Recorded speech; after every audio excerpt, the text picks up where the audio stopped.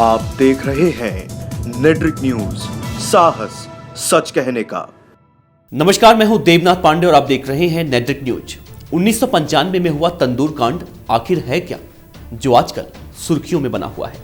नेट्रिक news आपको बताएगा तंदूर कांड की पूरी सच्चाई। तारीख 2 जुलाई साल 1995, समय रात के 8 बजे, जगह सरकारी फ्लैट नंबर 8/2A, गोल मार्केट, नई दिल्ली।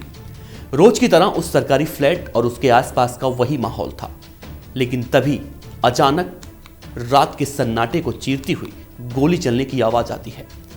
लोग अपने घरों से निकलकर देखते हैं और यही सोचते हैं कि शायद किसी ने पटाखा छोड़ा है, और कोई इस तरफ ध्यान नहीं देता। दरअसल तंदूर कांड के इस जघन्य कहानी की शुरुआत होती है दिल्ली के इसी गोल मार्केट के सरकारी फ्लैट के फ्लैट नंबर 8/2A से, जब कांग्रेस के मौजूदा विधायक और यूथ कांग्रेस के तत्कालीन अध्यक्ष सुशील शर्मा अपने घर पहुंचता है। घर पहुंचते ही सुशील शर्मा ने देखा कि उसकी पत्नी नैना साहनी, जो उस वक्त किसी से फोन पर बात कर रही होती है, लेकिन जब उसने अपनी पत्नी का फोन छीनकर देखा तो उसका गुस्सा इतना ज्यादा बढ़ गया कि उसने अपने रिवॉल्वर से एक के बाद एक 3 गोलियां चला दी और मौके पर ही उसकी पत्नी नैना साहनी की मौत हो जाती है। लेकिन सवाल यह है कि आखिर सुशील शर्मा ने इतनी छोटी सी बात पर अपनी पत्नी को जान से क्यों मार दिया। दरअसल सुशील शर्मा के दिमाग में कुछ और ही चल रहा था। शर्मा को लगता था कि उसकी पत्नी नैना साहनी का किसी करीम नाम के व्यक्ति से नाजायज संबंध है। करीम भी सुशील का सहपाठी था। पत्नी के कत्ल वाले दिन जब वो घर पहुंचा तो उसकी पत्नी उसी करीम से फोन पर बात कर रही थी, और फिर उसके बाद जो हुआ उसे लोग तंदूर कांड के नाम से जानते हैं। गोली मारने के बाद सुशील ने अपनी पत्नी की लाश को एक बैग में रखकर घसीटते हुए गाड़ी तक ले गया और लाश को गाड़ी की डिग्गी में रखकर कार लेकर निकल गया लाश को ठिकाने लगाने के लिए। लेकिन उस समय उसका दिमाग काम नहीं कर रहा था, वो लाश को कहाँ ठिकाने लगाए। और फिर वो अपनी कार का स्टीयरिंग मोड़ देता है ITO पुल की तरफ। ITO पुल के बीचों बीच गाड़ी रोककर वो योजना बनाता है कि लाश को कैसे यमुना नदी में फेंका जाए। उस दौरान करीब रात के 9 बज रहे होते हैं। रोड पर अभी भी ट्रैफिक था और उसे लगा कि इस समय अगर वो लाश को नदी में फेंकता है तो उसका पोल खुल सकता है और वो पकड़ा जा सकता है। वो सोच ही रहा था कि क्या करूं, तभी उसके दिमाग में अचानक बिजली की तरह एक और खतरनाक तरीका ईजाद होता है और वो अपनी गाड़ी को मोड़ देता है कनॉट प्लेस की तरफ और पहुंच जाता है CP के अशोक यात्री निवास के अंदर बगिया रेस्तरां में। कार से उतरने के बाद घबराया हुआ सुशील शर्मा तुरंत होटल के मैनेजर से होटल बंद करने को कहता है। दरअसल वो होटल उस समय सुशील शर्मा का ही था। इसके बाद ग्राहकों के वहां से निकलते ही रेस्तरां की बत्ती भी बुझा दी जाती है, लेकिन रेस्तरां का तंदूर अब भी जल रहा था। वो तंदूर जिसके बारे में सुनकर लोग सिहर जाते हैं। अब तक रात के करीब 10:30 बज चुके थे। शर्मा के कहने पर रेस्तरां पूरी तरह खाली हो चुका था।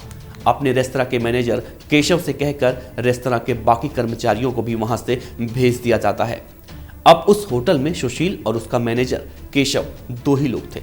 फिर ये दोनों कार की डिग्गी से पॉलीथीन में रखी हुई लाश लेकर आते हैं और उसके बाद जो हुआ वो बेहद ही डरावना था। लाश को पॉलीथीन से निकालने के बाद सुशील उसे पूरा तंदूर में डालने की कोशिश करता है, लेकिन तंदूर का मुंह छोटा होने की वजह से लाश तंदूर के अंदर नहीं जाती और उसके बाद उन दोनों ने रेस्तरां में मौजूद चाकू से लाश के कई टुकड़े करते हैं और एक एक कर तंदूर में डालने लगते हैं। लेकिन तंदूर ठीक से जलता नहीं तो सुशील अपने मैनेजर केशव से मक्खन लाने को कहता है। केशव मक्खन लेके आता है और तंदूर में डालता है, लेकिन इन दोनों से यहाँ पर एक गलती हो जाती है। मक्खन डालते ही तंदूर में आग की लपटें उठने लगती हैं और धुओं का गुबार भी। इसी दौरान बाहर एक सब्जी बेचने वाली महिला फुटपाथ पर सो रही थी। उसने जब धुएं का गुबार देखा तो उसे लगा कि रेस्तरां में आग लग गई है और वो शोर मचाने लगती है।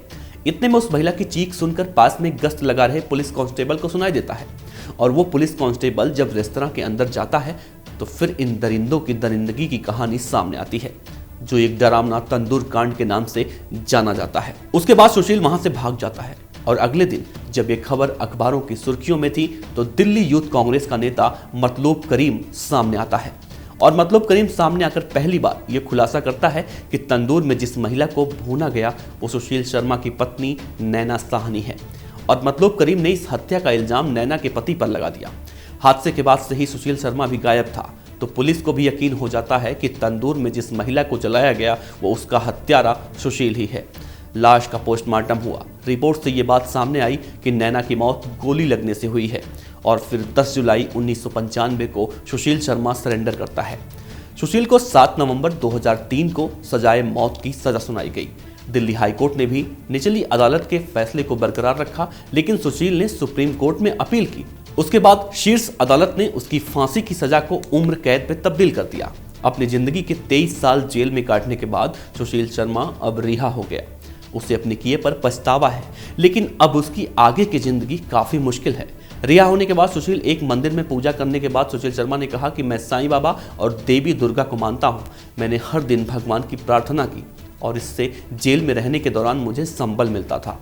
अब मैं शिरडी जाने की योजना बना रहा हूं। अगर आप ये वीडियो फेसबुक पर देख रहे हैं तो हमारे पेज को लाइक करें और यूट्यूब पे देख रहे हैं तो हमारे चैनल नेटरिक न्यूज को सब्सक्राइब जरूर करें। शुक्रिया। हमारे साथ जुड़े रहने के लिए हमारे YouTube चैनल को सब्सक्राइब करें, साथ ही बेल आइकन को दबाएं। नेटरिक न्यूज की खबरें सबसे पहले देखने के लिए।